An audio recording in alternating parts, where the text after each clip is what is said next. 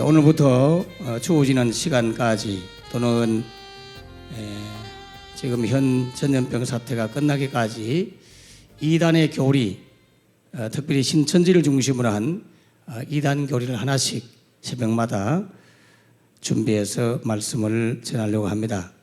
오늘은 꼭 신천지에서 주장하는 교리만이 아니라 이단들이 즐겨 사용하고 있는 그러한 본문의 말씀이죠. 또는 기존 교회에서도 깊이 이 말씀을 들여다보지 않은 경우에는 정통교단의 목회자들도 많이 오해하는 말씀이에요. 저도 어릴 때 이 말씀을 잘못 배워왔었어요. 이 말씀을 보면 하나님의 말씀은 짝이 있다, 이런 느낌이 들지 않나요? 여러분 읽어보시니까 여호와의 말씀이 다 짝이 있다, 이런 주장을 할 수 있는 구절이 이사야 34장 16절 말씀입니다. 그래서 이 말씀이 너무나 오해되고 있고 기존 교회 목회자들도 오해하여서 이 말씀을 사용하고 있어요.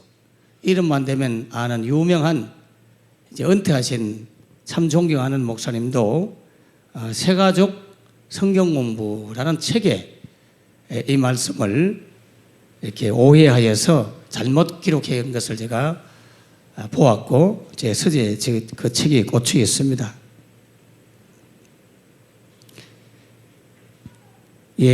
우리 기존 교회에서도 관주 성경이라는 말을 들어봤을 거예요. 관주 성경.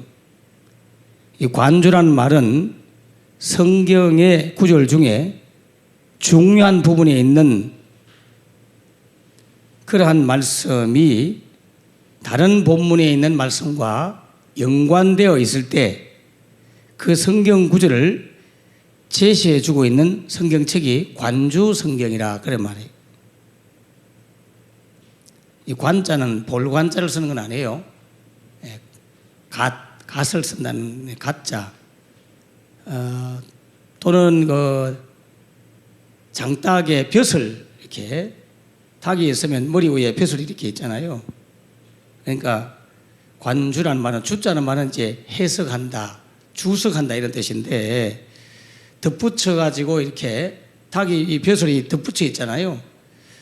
덧붙여서 연관이 있는 구절을 참조하라고 기록해 놓은 것을 관주라 그렇게 이야기해요.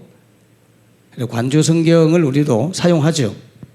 이 구절과 연관된 구절을 이렇게 찾아서 공부하기도 합니다. 그렇다고 해서 성경은 다 짝이 있다, 말씀은 짝이 있다, 그래서 말씀을 해석할 때는 그 짝을 찾아서 해석해야 된다 하는 그런 것과는 차이가 있습니다. 많은 사람들은 이사야 34장 16절의 말씀이 성경의 영감설, 즉 성경은 하나님의 말씀으로서 모든 성경은 하나님의 감동으로 된 것으로 교훈과 책망과 바르게 함과 의로 교육하기에 유익하다고 했던 디모데후서 3장 16절 말씀을 떠올리면서 이사야 34장 16절 말씀도 그와 같이 하나님의 입이 말씀을 모았고 하나님의 영이 이 성경의 짝을 다 모았다, 그렇게 볼 수 있는 느낌이 드는 구절이죠. 여러분들 지금 보면 자세히 16절을 잘 보세요. 그런 느낌이 들지 않나요? 너희는 여호와의 책에서 찾아서 자세히 읽어봐라. 이것들, 즉 여호와의 책 가운데서 빠진 것이 하나도 없고 그 여호와의 말씀이 제 짝이 없는 것이 없으니 이는 여호와의 입이 이를 무엇을 여호와의 책을 짝이 있도록 명령하셨고 그의 영, 즉 성령께서 하나님의 신이 이것들 여호와의 책을 모으셨다. 그렇게 보이죠? 다시 한 번 더 말씀드려볼까요? 16절 다시 봐요. 너희는 여호와의 책에서 찾아 읽어보라. 이것들이 뭐냐? 여호와의 책. 여호와의 책 가운데서 빠진 것이 하나도 없고, 여호와의 책이, 즉 말씀이 제 짝이 없는 것이 없으리니, 이는 여호와의 입이 이를, 여호와의 책을 짝이 있도록 명령하셨고, 그의 영이, 즉 성령께서 이것들을, 여호와의 책인 말씀들을 모으셨다. 이렇게 보이잖아요. 16절. 혹시나 여러분 성경 공부하면서 그렇게 배우진 않았나요? 그래서 이 구절에서 이것들이라고 하는 것은 바로 그 위에 앞에 나오는 여호와의 책을 자세히 읽어봐라 하는 이 말 때문에 다 여호와의 책, 하나님의 말씀으로 이해를 해요. 이 구절에서. 그래서 빠진 것이 하나도 없고 하는 말을 성경에 들어있는 하나님의 말씀에 짝이 없는 말씀이 하나도 없다. 다 짝이 있다. 하고 받아들이죠. 그래서 그 다음에 나오는 그 말, 제 짝이 없는 것이 없으리니라는 말을 신구약 말씀이 다 짝을 이룬다는 것으로 그렇게 이해를 해요. 그래서 성경은 성경으로 풀어야 한다 하는 기준을 이 구절을 가지고 사용합니다. 이단들은 성경 공부를 시작하면서 이 구절을 찾아줘요. 성경은 다 짝이 있다. 성경은 성경으로 풀어야 된다. 그러면서 이 구절과 더불어 비유를 들어서 막 설명하거든요. 내일부터는 이제 비유에 대한 말씀을 공부할 것입니다. 그러나 이 구절을 바르게 이해하려면 이 한 구절만 탁 떼어서 보면 안 되고요. 5절부터, 그 위에 나오는 5절부터 17절 말씀을 다 보셔야 돼요. 이 전체 5절부터 17절 말씀을 다 보고 바르게 이해하면 이 16절이 전혀 그런 말씀이 아니라는 걸 알 수가 있습니다. 그러면 5절부터 17절 본문의 말씀이 어떤 내용인지를 알아야 되겠죠. 이 본문은 하나님께서 이사야 선지자에게 에돔 족속의 심판을 예언한 내용이 기록되어 있는 거예요. 그 5절을 잘 보십시오. 에돔 족속의 심판을 예언한 글입니다. 하나님의 백성을 대적한 자들은 하나님께서 반드시 심판하신다는 것을 예표하기 위해서 에돔 족속의 멸망을 예언하신 말씀이에요. 왜냐하면 에돔 족속이 하나님이 선택하신 이스라엘 백성들을 그토록 괴롭혔거든요. 그러면 이사야 34장 5절을 한번 읽어보겠습니다. 여호와의 칼이 하늘에서 족하게 하셨은즉 보라, 이것이 에돔 위에 내리며 진멸하시기로 한 백성 위에 내려 그를 심판할 것이라.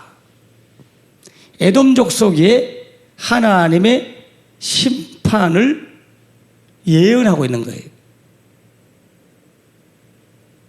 여러분, 에돔 족속의 조상은 누구죠? 에서잖아요. 에서. 이스라엘 민족의 선택받은 언약 백성인 야곱과 에서는 뱃속에서부터 적대관계했고 다투고 싸웠습니다. 이스라엘이 출애굽하여 광야길을 통과할 때 이 에돔 족속에 살고 있는 동네로 지나가면 너무나 길이 가까운데 당신과 우리는 그래도 조상들이 형제 아니었소. 그 길로 우리를 좀 지나가게 해주시오 라고 했을 때 그들이 반대합니다. 길을 막아서서 절대로 안 된다. 그래서 엄청나게 길을 돌아서 그 광야길 때약빛 목마르고 힘든 길을 수백만의 백성들을 데리고 원거리를 돌아서 갔습니다. 그토록 형제라고 해서 이들이 자비를, 사랑을 베풀지 않았어요. 그게 민수기 20장 14절에 나옵니다. 또한 다윗 왕이 그들을 정복했었어요.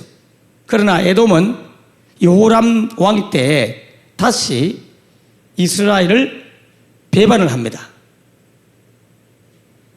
에돔 족속이 이스라엘 백성들의 지배를 받고 다스림을 받고 있었지만, 다윗의 정복에 의해서 다스림을 받고 있었으나 여호람 왕 때 배신을 해요. 열왕기하 21장 8절에서 10절 말씀입니다. 또한 에돔은 남왕국 유다의 가장 어려운, 싸우기 힘든 그런 대적자로 아하스 왕 때에 유다를 쳐들어옵니다.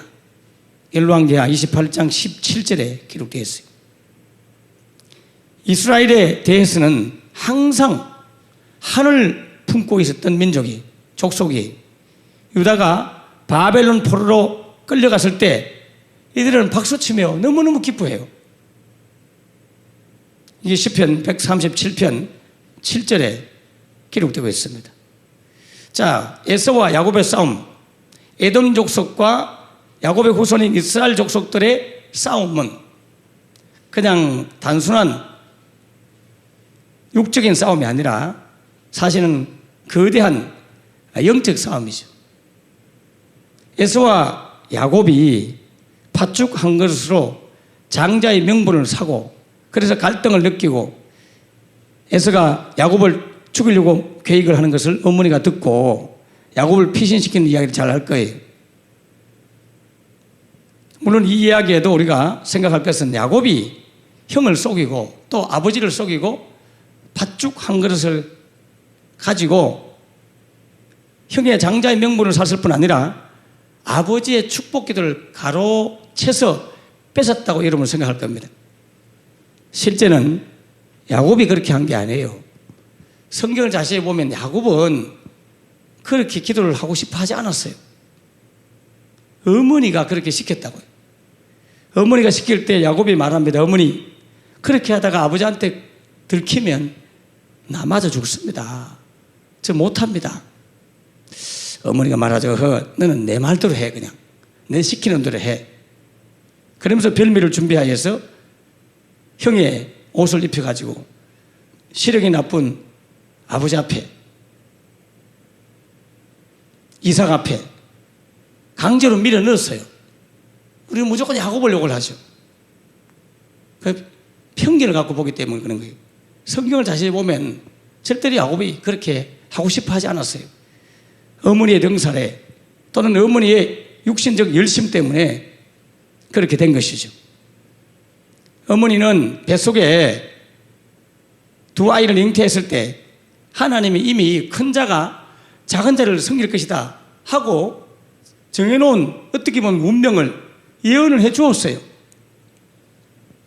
그래서 그 예언을 들었기 때문에 도리어 그 예언을 인간적 힘으로 이루고자 그 예언을 잊어버린 것도 아니고 안 믿는 것도 아니고 무시한 게 아니라 자기 자신이 그 예언대로 이루어 드리려고 아들 야곱을 형 대신에 아버지로부터 축복 기도를 받도록 아버지 품으로 밀어 넣었다고 봐야 돼요. 근데 가만히 있었어도 하나님은 하나님의 일을 하나님께서 이루어 가실 텐데 어머니가 이루어 드리려고 하다가 그때부터 갈등이 생기고 문제가 생긴 것이죠. 하나님의 일은 우리가 막 하는 것 같지만 사실은 아니에요. 하나님의 계획에 의해서 흘러간다는 사실을 기억하면 좋겠어요. 자, 그래서 그 형이 결국 동생이로부터 장자의 명분을 빼앗기는 결과가 됐죠. 물론 형에서는 장자의 명분을 경홀히 여겼다고 하는 그 태도와 의식이 분명히 잘못되어 있었어요. 그러다 보니까 쉽게 팥죽 한 그릇에 육신의 어떤 배고픔을 해결하기 위해서 팔아버린 것이죠.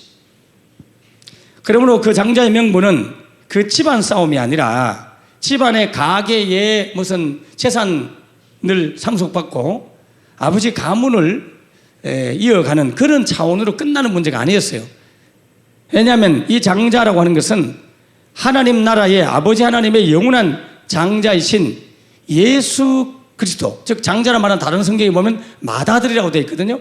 하나님의 맏아들, 그 맏아들로 오실, 장자로 오실 메시아의 오심을 이어받을 것이냐 못 이어받을 것이냐를 결정하는 그런 사건이 바로 장자의 명분을 팥죽 한 그릇에 팔아버리는 에서의 실수였죠. 그래서 이 에서와 야곱의 싸움은 계속해서 주어집니다.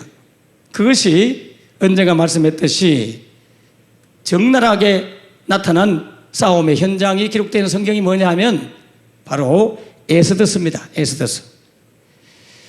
에스더스를 보면 바벨론의 포로로 잡혀갔던 유다 백성들, 즉 이스라엘 백성들, 즉 다른 말로 야곱의 후손들인 유다 백성들이 하만이라고 하는 그 바벨론 왕국의 고위층에 있는 고관이 유다 백성들을 하나도 빠짐없이 다 죽이려고 해요. 그냥 뭐 몇 사람을 죽이려고 한 게 아닙니다. 모든 유다 백성 다 죽이려고 모의를 했죠. 그때 그 하만과 함께 맞서 싸운 사람이 모르드게라는 사람이잖아요. 모르드게입니까? 예. 그 모르드게가 누구냐 하면 왕 앞에 나갔을 때 왕이 묻습니다. 너 누구냐? 라고 질문했을 때 그는 두 번이나 나는 유다인이다. 나는 유다인이다. 그런 말이에요. 유다가 누굽니까? 아브라함이 이삭을 낳고 이삭은 야곱을 낳고 야곱은 유다와 그 형제를 낳죠. 즉 야곱의 후손이다 이런 뜻이에요. 에서와는 반대죠. 그러면 하만은 누구냐? 하만은 아각 왕의 후손이에요. 아각 왕. 아각 왕은 누구냐? 에서의 후손이에요. 그래서 하만과 모르드게의 싸움은 야곱과 에서의 싸움의 연장이고 유다 백성과 즉 야곱의 후손들과 에서의 후손과의 싸움이 그 싸움에서 만일에 지게 되면 하나님께서 계획해 놓으신 하나님의 장자, 맏아들, 인류의 메시아가 오는 구속사의 통로가 막히는 거예요. 그 싸움이에요, 여러분. 그 싸움은. 그래서 하나님이 역전으로 하만을 높은 장대에 달아서 죽게 하고 유다의 후손인 모르드게 그쪽 백성들은 살려주었죠. 그 싸움이 최종적으로 계속해서 어디까지 나오느냐 하면 예수님의 십자가 사건, 그 사건까지 연결돼요. 예수님을 십자가에 못 박은 자가 누굽니까? 헤롯 왕이잖아요. 빌라도와 더불어 헤롯 왕이잖아요. 예수님은 누굽니까? 유다의 후손이죠. 그래서 이 헤롯과 예수님과의 갈등 관계, 싸움은 야곱과 에서와의 싸움의 연장에 있어요. 왜냐하면 헤롯이 바로 에돔의 후손이거든요. 물론 혼이라 했습니다만은 에돔의 후손이에요. 즉 에서의 후손이 헤롯 왕입니다, 여러분. 유다의 후손이 즉 야곱의 후손이 누구냐? 예수님이고요. 마지막까지 이 에돔 족속은 하나님의 선택에 놓으시고 언약 백성인 그 혈통을 끊어버리려고 하고 마지막 구세주이신 예수님까지 죽여서 하나님의 구속사의 그 계획을 무너뜨리려고 하는 싸움이 바로 야곱과 에서의 싸움이죠. 그래서 이 에돔 족속은 하나님이 대대로 싸워야 될 그런 족속 가운데 하나예요. 메시아의 오실 그 길을 막는 존재였기 때문에 하나님이 굉장히 싫어하고 저주한 그런 백성이죠. 그래서 하나님께서는 택한 이스라엘 백성의 원수인 에돔 사람들을 죽이기로 작정을 하셨어요. 방금 설명했듯이 메시아의 오심에 계획된 하나님의 구속의 계획을 방해하는 이 에돔 족속을 멸하기로 작정을 하셨습니다. 그거에 대한 예언이에요. 에돔 족속의 각계각층의 모든 사람을 가차없이 멸망할 것을, 또 멸망당할 것을 예언하고 있습니다. 하나님을 대적하고 회개하지 않는 에돔은 그 백성이 무수히 죽을 것이라고 예언하고 있습니다. 특별히 본문에 보스라라고 하는 지역이 나오죠. 보스라는 에돔의 도시 중에 하나로, 보스라가 여호와를 위한 희생의 제물처럼 죽음을 당할 것이다. 큰 살육이 에돔 땅에 있을 것이다 라고 예언하고 있습니다. 멸망당할 때에 에돔 땅의 모습을 오늘 본문에서 한 3가지 정도로 표현하고 있어요. 첫째가 바로 9절부터 10절입니다. 황무지로 변할 것이다. 폐허가 될 것이다. 그렇게 예언하고 있어요. 9절, 에돔의 시내들은 변하여 역청이 되고, 역청은 콜타르, 요즘 같은 아스팔트 깔아놓은 저런 것 같이 완전히 쓸모없는, 식물을 심을 수 없는 그런 땅이 된다는 말이죠. 역청이 되고, 그 뒷걸은 유황이 되고, 그 땅은 불붙는 역청이 되며. 여러분, 저 콜타르, 아스팔트 저게 석유를 정제하고 난 이후에 나온 찌꺼기거든요. 그러니까 오늘 본문에 보면 불붙는 역청, 당연히 불이 잘 붙겠죠. 석유를 만들어내고서 남은 찌꺼기가 콜타르 저 역청이기 때문에 그와 같은 도시가 된다는 거예요. 그래서 거기가 불이 붙어가지고 10절, 낮에나 밤에나 꺼지지 아니하고 그 연기가 끊임없이 떠오를 것이며 세세에 황무하여 그리로 지날 자가 영영이 없겠다.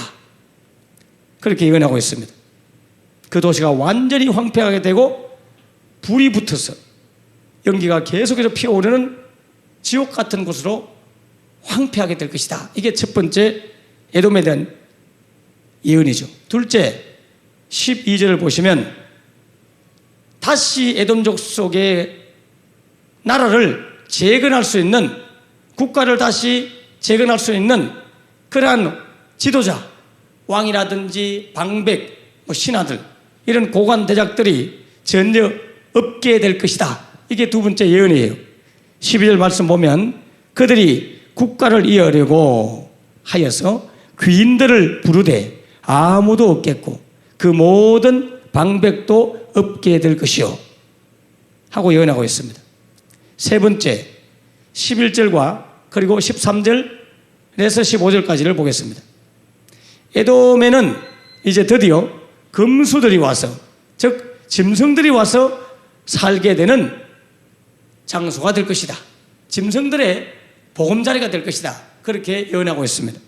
11절을 보시면 당아새와 고슴도치가 그 땅을 차지하며 부웅이와 또 까마귀가 거기에 살 것이다. 조류들이 와서 산다 이 말이죠. 13절, 그 궁궐에는 가시나무가 나며 그 견고한 성에는 은근키와 새품이 자라며 성냥이의 굴과 타조의 처소가 될 것이니 가시와 은근키와 잡초가 나는 그러한 장소가 될 뿐 아니라 땅에 살고 있는 동물들, 짐승들, 성냥이와 타조들이 사는 굴과 처소가 된다. 14절, 들짐승이 이리와 만나며 순염소가 그 동류들을 부르며 올빼미가 거기에 살면서 쉬는 처소로 삼으며 15절, 부엉이가 거기에 깃들이고 알을 낳아서 까서 그 그늘에 모으며 솔개들도 각각 제 짝과 함께 거기에 모이리라.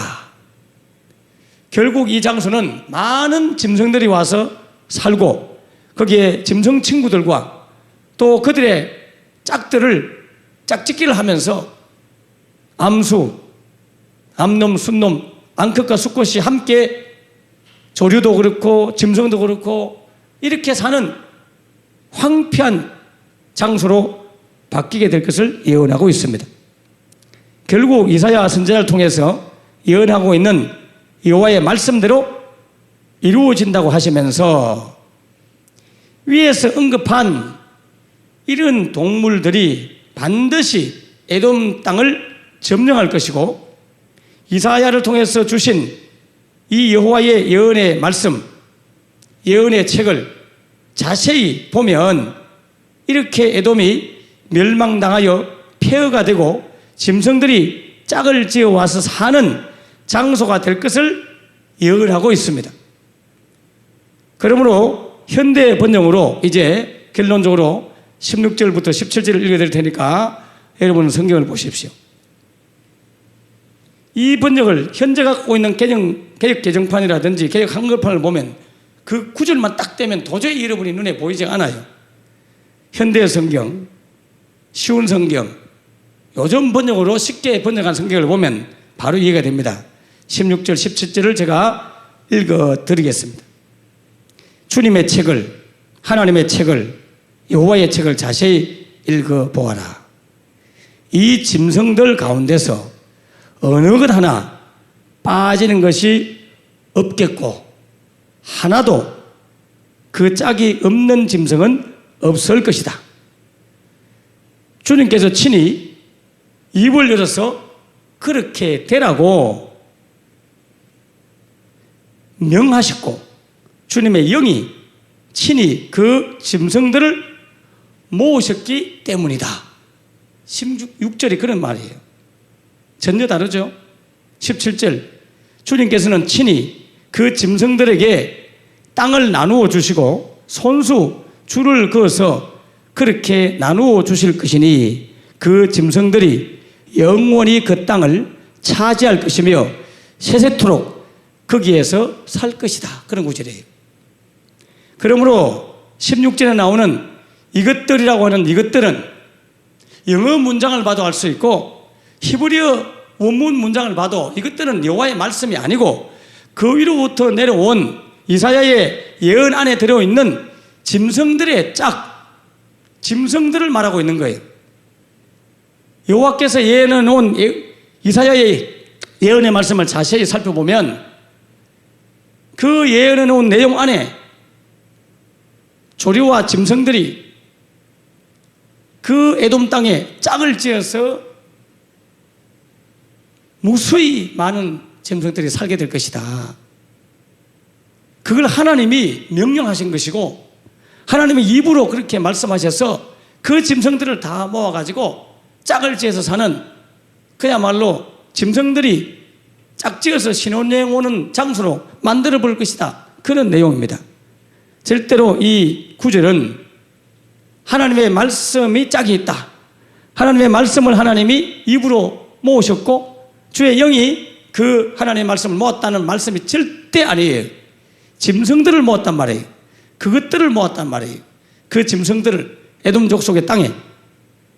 그런데 이단들은 여기에 나오는 이것들을 여호와의 책으로 그렇게 설명하면서 하나님의 말씀은 다 짝이 있기 때문에 짝풀이, 그걸 비유풀이로 바꾸어서 이곳저곳 성경을 자기 입맛대로 찾아가지고 보여주면서 눈을 속이고 미혹을 하게 해가지고 깊은 수렁텅이에 빠지게 하는 것입니다. 사랑하는 성도 여러분, 이제 내일부터 이들이 전하고 있는, 특별히 신천지 집단에서 전하고 있는 교리를 공부하면서 어떻게 그들이 우리를 속이고 있는지를 하나둘 살펴볼 것인데, 그걸 공부하기 전에 성경을 보는 눈, 관점, 생각을 바르게 하셔서 그런 오해가 없도록 이사야 34장 16절 말씀을 한 구절만 떼어서 보지 말고 위에서부터 쭉 읽어보시고, 그래도 이해가 안 되면 영어 성경을 가지고 보시든지 더 쉬운 현대인의 번역이라든지 요즘 잘 번역해 놓은 번역서를 보시면 절대로 이것들을 모았다 할 때 그 이것들은 하나님의 말씀이 아니라는 것을 알게 될 것입니다. 하나님께서 이 진리의 말씀을 잘 깨닫게 하셔서 미혹의 영에 넘어가지 않는 그런 교회가 되도록 신천지 집단의 잘못된 교리 공부들을 앞으로 계속해서 하는데 함께 동참해 주시기를 바랍니다. 기도하겠습니다.